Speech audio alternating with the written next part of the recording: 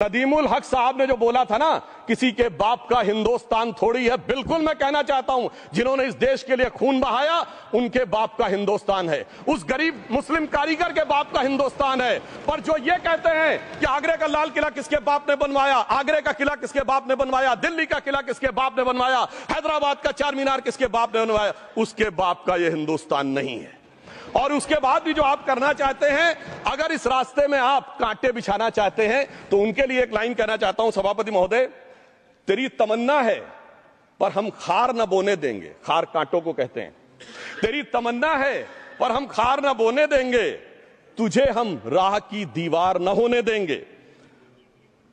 तू सबको रौंद कर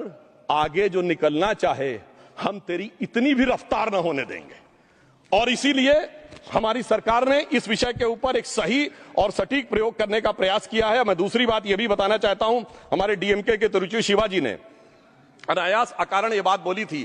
कि उस समय जब जिन्ना का उल्लेख करते हुए उन्होंने कहा कि पार्टीशन के समय, तो मैं उनके सुलभ संज्ञान के लिए बता देता हूं, 1946 की कॉन्स्टिट्यूएंट असेंबली में मद्रास प्रेसिडेंसी में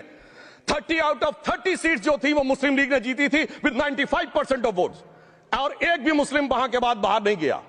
इसलिए मैं ईमानदारी से कहना चाहता हूं, फैक्ट को समझिए। और जो मद्रास प्रेसिडेंसी के मुस्लिम लीग के अध्यक्ष थे